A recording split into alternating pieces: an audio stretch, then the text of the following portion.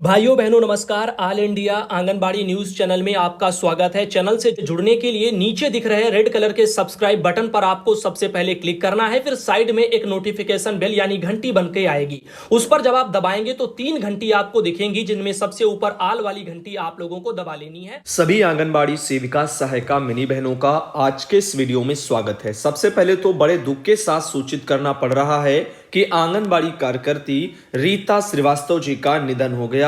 ईश्वर उनकी आत्मा को शांति प्रदान करे और उनके परिवार को दुख सहन करने की शक्ति प्रदान करें। आप सब भाई बहनों से कहना चाहूंगा कि कमेंट बॉक्स में बहन के लिए ओम शांति जरूर लिखना। हमारे पास एक ये मैसेज आया है, भेजने वाले ने अपना नाम, जिले का नाम नहीं बताया है। आगे चलते हैं, कुछ और भी जानकारी आपको दिखाते हैं, लेकिन उससे पहले आपको बताना चाहेंगे कि कोर्ट के मामले को लेकर के जो भी अपडेट हैं अब उन पर भी हम वार्ता किया करेंगे। तो आप सब बहनें और आपकी जो सहयोगी बहनें हैं उन सबको एक्टिव करिए, वो भी खबरों को डेली देखा करें, सुना करें, आगे कैसे कैसे किन किन मुद्दों को लेकर के क्या क्या तैयारियां कोर्ट के जरिए आपके अच्छे भले के लिए करने की सोची जा रही है और उसमें क्या क्या आपके सुझाव होने चाहिए, कौन कौन से मुद्दे होने चाहिए या जो भी है वो उसको आप सुनो अपने परिवार के लिए। क्योंकि ये देखो, आप सबको सुनना चाहिए, आपको, आपके परिवार को, सबको, क्योंकि ऑल इंडिया भी एक परिवार जैसा है और यहां पर हर आंगनबाड़ी बहन को उस मुद्दे के बारे में पता होना चाहिए,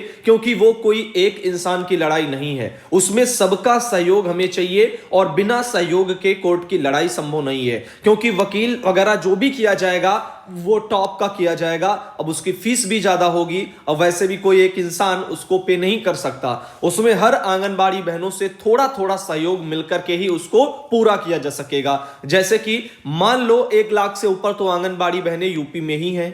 अब अगर सहयोग की बात की जाए तो 1 लाख भी बहनें अगर सहयोग कर देंगी 100 रुपये, तब भी 1 करोड़ हो जाएगा और इतने पैसों में तो दुनिया का कोई भी वकील लेकर के आप आ जाओगे। तो समझ रहे ना ये क्या क्या चीजें हैं। तो ऐसे ही कुछ चीजें हैं जिनको आपको ध्यान रखना है, बहुत ज्यादा नहीं, थोड़ा थोड़ा सहयोग सबसे लेना है, ताकि सहयोग इसलिए जरूरी है कि वो अपनी सहयोग राशि के अलावा उनसे जुड़ी रहें और यहां पर जो है अपने चीजों को भी जाने कि जो भी आपके लिए हो रहा है वो कैसे हो रहा है और कहां कहां कितना कितना खर्चा आ रहा है। तो सारी चीजें आपको भी जानने का पूरा हक है और इन सभी चीजों को सार्वजनिक भी किया जाएगा।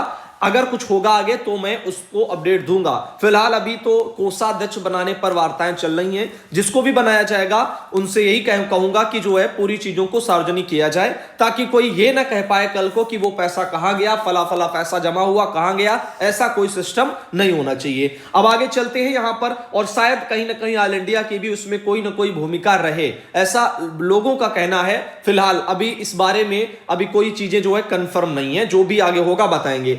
अपनी इन खबरों को देखो और साथ ही डेली जो भी वीडियो आते हैं ऑल इंडिया पर उनको डेली देखा करो और पूरा देखा करो। कभी क्या खबरों के बाद में मैं किन मुद्दों पर बात करना स्टार्ट कर दूं वो भी आपके लिए जानना जरूरी है। अब आंगनबाड़ी केंद्रों पर नौनिहाल खाएंगे गर्मा गर्म खाना। ये जो खाना है वो 1 जनवरी से आंगनबाड़ी केंद्रों पर फिर से शुरू होगा, हार्ट कुक्ड योजना। तो देखो, उत्तर प्रदेश में जो आपका नौनिहालों को गर्म खाने वाला सिस्टम है वो 1 जनवरी से स्टार्ट करने के लिए कह रहे हैं, यानी कि अगले महीने।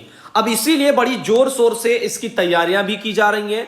तो आप देख रहे हैं कि जनपद के 1124 केंद्रों पर पंजीकृत 3 से 6 वर्ष के लगभग 47,858 बच्चे हैं ललितपुर जिले में, और वहां पर ये सब लाभान्वित होंगे। तो आंगनबाड़ी केंद्र पर मौजूद बच्चों से बात करती आंगनबाड़ी कार्यकर्ती की आप एक फोटो भी देख रहे हैं। ज्यादातर कुछ जगह जो है कुर्सियां बच्चों को दी गई हैं, मेज दी गई हैं, लेकिन अमूमन आप देखें तो अभी कुछ थोड़ा ही परसेंटेज है जहां पर ये चीजें सुविधाएं दी गई हैं। लेकिन बहुत से केंद्र ऐसे हैं जहां पर अभी कोई सुविधाएं नहीं है, और जो भी प्री प्राइमरी की सामग्री आई थी अधिकारियों की जो है यहां पर मिली भगत से वो दीमक की तरह चैट करके केंद्रों पर भेजी गई है।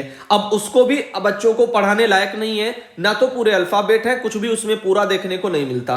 अब आंगनबाड़ी केंद्रों पर पंजीकृत 3 से 6 वर्ष तक के जो बच्चे हैं प्री प्राइमरी स्कूल एजुकेशन के लिए आने वाले बच्चों के लिए अच्छी खबर है कि उन्हें अब केंद्र पर रोजाना गर्मा गर्म भोजन खिलाया जाएगा। इसके लिए एक बार फिर से हार्ट कुक्ड योजना शुरू हो रही है और योजना के तहत जनपद के 1124 केंद्रों पर 3 से 6 वर्ष के जो बच्चे हैं उनको 5 558 बच्चे, इनको लाभ मिलेगा। योजना का संचालन 1 जनवरी से होगा। छोटी उम्र के बच्चों को भी जो है प्री प्राइमरी शिक्षा और गर्भवती धात्री महिलाओं के स्वास्थ्य को ध्यान में रखते हुए निःशुल्क पौष्टिक आहार का वितरण ये करने का मकसद है। जनपद में 1124 आंगनबाड़ी केंद्र संचालित किए जा रहे हैं। इन केंद्रों पर 6 माह से 3 वर्ष के 57,298 बच्चे हैं, 3 से 6 साल के 47,858 बच्चे हैं और 23,720 गर्भवती धात्री महिलाएं हैं। इस तरीके से ये पूरा मैटर चलता है।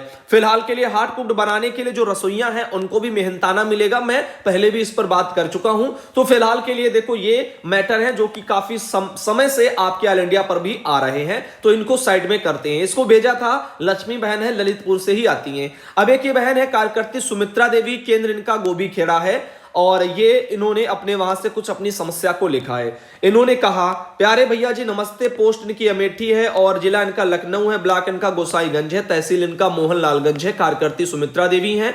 ये कहती हैं कि अवगत कराना है कि मैं आंगनबाड़ी कार्यकर्ती गोभी खेड़ा गांव की रहने वाली हूं। मैं 1985 से लेकर के माह जुलाई सन 2022 तक कार्य किया। सबसे पहले मुझे मार्कशीट के बारे में बताया गया, आपकी मार्कशीट नहीं मिल रही है, आप अपनी मार्कशीट बनवा लो, नहीं तो आपको जो है लिखा पढ़ी हो जाएगी। जब मैंने मार्कशीट बनवा करके लाई तो अर्चना सुपरवाइजर ने हमें आंगनबाड़ी ऑफिस में बुलाया फीडिंग के बहाने से, तो मैं ऑफिस गई तो अर्चना सुपरवाइजर ने कहा कि सुमित्रा देवी अपनी मार्कशीट बनवा कर लाई हूं। और तो मैंने कहा हाँ दीदी लाई हूं मार्कशीट बनवा करके। तो उन्होंने कहा मार्कशीट से कोई मतलब नहीं है, आप जो रिटायर हो चुकी हैं। तो मैंने कहा दीदी हमें कोई लेटर नहीं मिला और मैं रिटायर हो गई, हमें कुछ नहीं लिखित में दिया गया और मेरा राशन वितरण वाला रजिस्टर उठा ले गई और मेरा सामान जो है 5 अगस्त को अनीता यादव जो है ऐसे लिखा हुआ कि मुझे बिना कुछ लिखित दिए मेरे रजिस्टर और मेरा सामान जबरदस्ती उठा करके ले गई। तो अगर अब अपना देखो जो भी आपके मार्कशीट हैं, आधार हैं, उनमें अपनी जन्म तिथि को मिलाओ। दरअसल जब कक्षा 10 की मार्कशीट होगी उसमें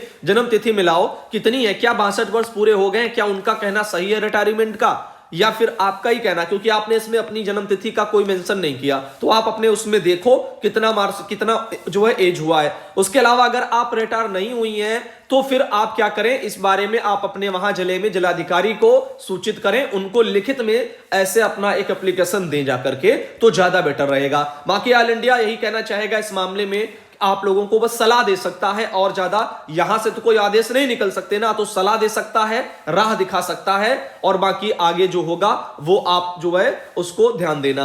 राष्ट्रीय उपभोक्ता आयोग का फैसला है, हैकर्स किसी के खाते से रुपया गायब कर दें तो बैंक जिम्मेदार होगा, ग्राहक नहीं। ऐसा पवन कुमार जी हैं, नई दिल्ली से इनका एक आर्टिकल अखबार में प्रकाशित किया गया है। आइए देखते हैं इसको। 100% सत्य खबर के तौर पर मत देखना, वायरल खबर के तौर पर आपको मैं इसको बस दिखा रहा हूं।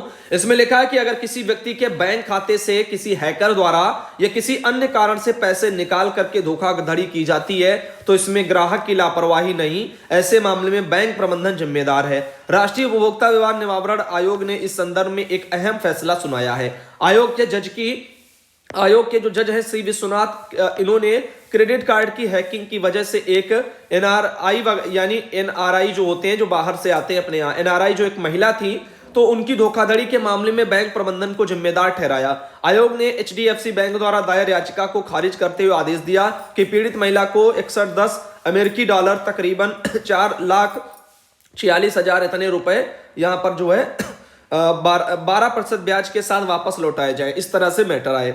तो आप देख रहे हैं इस तरह से ये कुछ मैटर है, लेकिन ये तो उन एनआरआई के लिए हैं जो विदेशों से आकर के अपने यहाँ आए हैं, मान लीजिएगा, ठीक। तो ऐसे लोग हैं जो बाहर बसे हुए हैं, वहां की नागरिकता लिए हुए ऐसे लोग। तो अब बताओ अपने यहाँ के लोगों के लिए क्या ये ऐसा लागू करेंगे, या बहुत लाखों की संख्या में धोखाधड़ियां होती रहती हैं, जिनमें कई हजारों की संख्या में तो डेली हुआ करती हैं। कितनी बैंकें हैं जो उसको दे पाती हैं, यहां तक कि बैंकें ही लोगों के साथ कभी कभी गड़बड़ कर देती हैं, वही पैसा नहीं मिलता। अब दूसरे लोग फ्रॉड करेंगे किसी अकाउंट के साथ में, तो बैंक कहां से देंगी। तो समझ रहे हैं इन चीजों को कि वो हर चीज के लिए लागू नहीं होता। जैसे पेंशन नेता लोगों के लिए लागू, लेकिन जनता के लिए लागू नहीं। तो समझ रहे ना कि यही चीजें हैं जो अलग करती हैं चीजों को एक उच्च वर्ग से निम्न वर्ग वाले लोगों के लिए। अब आगे चलते कुछ और दिखाते। शिवपाल सिंह यादव विधायक जसवंत नगर के, हर कोई जानता है अखिलेश यानी सपा जब थी पहले मुलायम सिंह यादव के समय में शिवपाल सिंह यादव काफी अच्छे से पहचाने जाते थे, अब भी पहचाने जाते हैं लेकिन तब ज्यादा। अब देखो दिनांक 4/12/2022 को उन्होंने सेवा में मुख्य निर्वाचन अधिकारी भारत सरकार नई दिल्ली को एक लेटर लिखा है।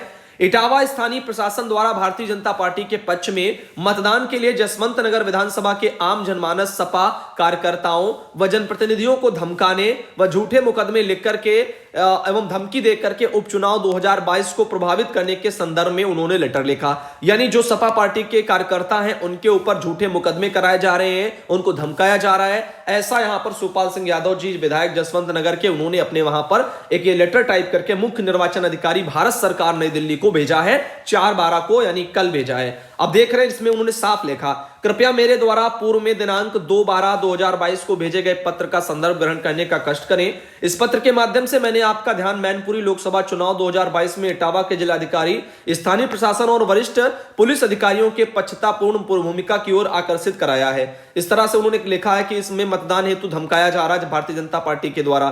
तो यही सब चीजें हैं। बाकी देखो इसमें कार्रवाई हो और निर्वाचन आयोग इस पर थोड़ा ध्यान दे, जो भी मैटर है। आगे विधानसभा जसवंत नगर के ब्लॉक सैफई, जसवंत नगर, बसरेहरा एवं ताखा में प्रशासन अपना दमन चक्र निर्दयता और क्रूरता के साथ लगातार चला रहा है। ऐसी चीजें सामने आ रही हैं। तो आप देख रहे हैं नीचे भी लिखा गया है कि प्रशासन द्वारा विगत कुछ दिनों से विधानसभा जसवंत नगर के ग्रामों, ग्राम पंचायत सदस्यों, बीडीसी सदस्यों, ब्लॉक प्रमुखों, जिला पंचायत सदस्यों को संपर्क करके भारतीय जनता पार्टी के पक्ष में मतदान करवाने के लिए प्रेरित किया जा रहा है। तो देखो ये तो रीति रही है बीजेपी की, ये रीति रही है कि प्रधानों को पकड़ो, बीडीसी वालों को पकड़ो, ऐसे ही लोगों को पकड़ो जो सत्ता में है, यानी जो मान लीजिए मौजूदा प्रधान है, इनको पकड़ो और इन्हीं को सपोर्ट करो और इन्हीं के थ्रू जो है यहां पर चुनाव लड़ो। ये तो उनका रीति है और इसको कोई झुटला नहीं सकता। ये हर जगह चल रहा है जो भी इसमें इन्होंने जिक्र किया।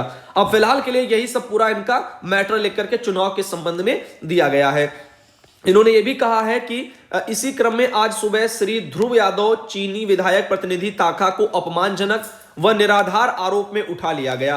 बाद में जन और मीडिया के दबाव में सत्य उद्घटित होने पर उन्हें छोड़ दिया गया। इस तरह से चीजें आप देख रहे हैं। जब मीडिया अपनी भूमिका को निभा पाती है तब कहीं जाकर के ऐसे मैटरों से पर्दाफाश हो पाता है। फिलहाल जो है इस पर कार्रवाई हो, जांच हो। अनिता यादव रामपुर से जिनके द्वारा एक फोटो भेजी गई और ये है सुमित्रा यादव सिद्धार्थनगर से जिनके द्वारा फोटो भेजी गई, मुन्नी देवी आजमगढ़ से उनके द्वारा फोटो भेजी गई और एक ये बहन है जिन्होंने अपना नाम नहीं बताया। फिलहाल के लिए एक बात कहना चाहूंगा कि कोर्ट वाले मैटर में आप सब भाई बहन जो ऑल इंडिया से जुड़े हैं, आप सब क्या चाहते हैं, आपकी राय क्या होनी चाहिए, वो कमेंट बॉक्स में अब देख करके ही जाइएगा। अगर आप पूरा वीडियो